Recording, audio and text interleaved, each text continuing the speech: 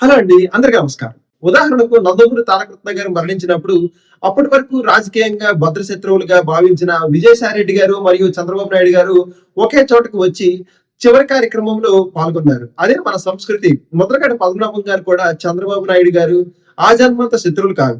ఇద్దరి మధ్య ఒకే పార్టీలో కలిసి పనిచేసిన సందర్భాలు కూడా ఉన్నాయి. అలాగే ముద్రగడ పద్మనాభం గారు, పవన్ కళ్యాణ్ గారు కూడా శాశ్వత శత్రువులు కాదు. గతంలో ఇద్దరు మాట్లాడుకున్నారు. ఒకే సామాజిక వర్గానికి చెందిన వారిగా కొన్ని విషయాల్లో ఒకే అభిప్రాయంతో కూడా ఉండేవాళ్ళు. తర్వాత రాజకీయంగా విభేదించారు. అంతే. అలాగే పద్మనాభం గారు మరియు ఆయన కుమార్తె క్రాంతి గారు కూడా శాశ్వత శత్రువులు కాదు. రాజకీయ అభిప్రాయాలు భేదాల వల్ల కొన్ని వ్యాఖ్యలు చేశారు. కానీ తండ్రి కూతుల బంధం వేరు. కానీ ఇప్పుడు ముద్రగడ పద్మనాభం గారు మరణించిన తర్వాత ఆయన కుటుంబ సభ్యులు కొంతమంది అనుచరులు వ్యవహరించిన తీరు మాత్రం కొంత ఇబ్బందికరంగా అనిపిస్తుంది. పద్మనాభం గారి కుమార్తె తన తండ్రికి నివాళులు అర్పించడానికి వెళ్లారు.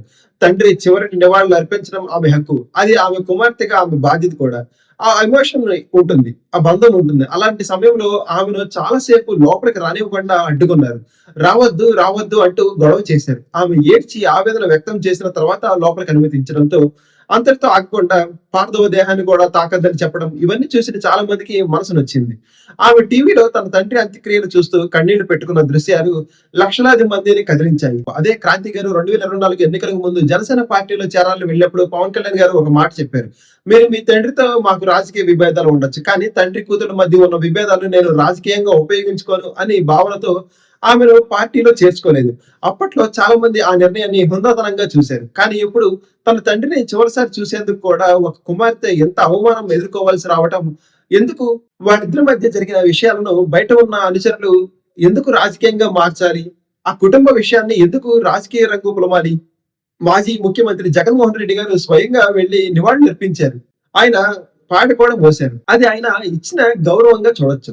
ముద్రగడ్డ పద్మనాభం గారి అంత్యక్రియలు ప్రభుత్వ లాంఛనాలతో నిర్వహించాలని ప్రభుత్వం నిర్ణయం తీసుకుంది.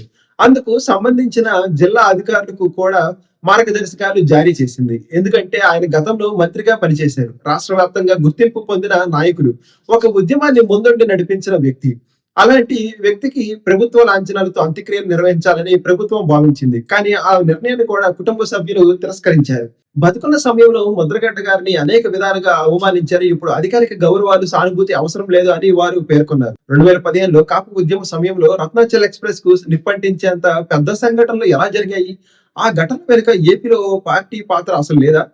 ఒక సామాజిక వర్గాన్ని ముందుండి నడిపించిన నాయకుడు, ఆ వర్గంలో ఎంత గౌరవం ఉన్న వ్యక్తి, ఆయన చుట్టూ కొన్ని రాజకీయ వ్యూహాలు నిర్మించి కొన్ని లక్ష్యాలు ఇచ్చి ఆయన వెనక నుంచి ఏపీలో ఒక పార్టీ అనేక వ్యవహారాలు నడిపించింది అనే అభిప్రాయం అప్పట్లో చాలా బలంగా వినిపించింది. దాంతో ఆయన కూడా వివాదాస్పద వ్యక్తిగా మారిపోయారు. అంతకు ముందు వరకు ఆయన ఇమేజ్ చాలా క్లీన్ గా ఉండేది. ఉద్యమం ఉద్రిక్తతలకు దారి తీసిన తర్వాత ఆయన వెనుక ఏపీలో ఒక పార్టీ ఉందనే ప్రచారం బలపడింది. ఆ తర్వాత ఆ పార్టీ అధికారంలోకి వచ్చిన వెంటనే ఆయన ఉద్యమం నుంచి దూరం అయ్యారు. తర్వాత 2024లో అదే పార్టీలో చేరి ఆ పార్టీ తరఫున పనిచేయడంతో ఎంతకాలం ఆయన వెనక నుంచి ఉన్న రాజకీయం నడిపించింది ఆ పార్టీ అనే సందేహం చాలా మందికి వచ్చింది. అంటే అక్కడ తప్పు పద్మనాభం గారిది కాదు, ఆయన రాజకీయంగా ఉపయోగించుకున్న పార్టీది. ఆయన బతుకున్నంత కాలం రాజకీయాల కోసం ఉపయోగించుకుని ఇప్పుడు ఆయన మరణించిన తర్వాత ప్రభుత్వ లాంఛనాలతో అంత్యక్రియలు నిర్వహిస్తామని చెప్పిన దాన్ని కూడా తిరస్కరించడం వెనుక అసలు ఉద్దేశం ఏమిటి?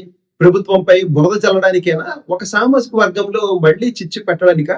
ఇప్పటికీ ముద్రగడ్డ గారి మరణాన్ని కూడా రాజకీయంగా ఉపయోగించుకోవాలనే ప్రయత్నం జరుగుతుందేమో అనిపిస్తుంది. ఒక వ్యక్తి మరణించిన తర్వాత వచ్చే గౌరవం ఆ వ్యక్తికి ఇచ్చే గౌరవమే తప్ప రాజకీయాలకు సంబంధం కాదు. కానీ ఆ కుటుంబాన్ని రెచ్చగొట్టి వారిని తప్పుదోవ పట్టించి రాజకీయ లబ్ధి పొందాలనే ప్రయత్నం ఎందుకు? ఆ వర్గాన్ని కూటమికి దూరం చెయ్యాలని ఆ పార్టీ ఇంకా ప్రయత్నిస్తుందనే భావన కలుగుతుంది. ముద్రగడ్డ పద్మనాభం గారి మరణాన్ని కూడా ఆ పార్టీ రాజకీయ వ్యూహాల్లో భాగంగా వదలకుండా ఉపయోగించుకోవాలనే ప్రయత్నం జరుగుతుందేమో అనిపిస్తుంది. ఒక వ్యక్తి మరణం ఏ రాజకీయ వ్యూహానికి వేదిక కాకూడదు. ఏ విషాదాన్ని రాజకీయ లాభ నష్టాలతో కలవకూడదు. ఎన్నో రాజకీయ విభేదాలు ఉన్నా మరణించిన తర్వాత ఒక కుటుంబాన్ని ప్రశాంతంగా వదిలేయాలి. థ్యాంక్ యూ అండి. జై హింద్.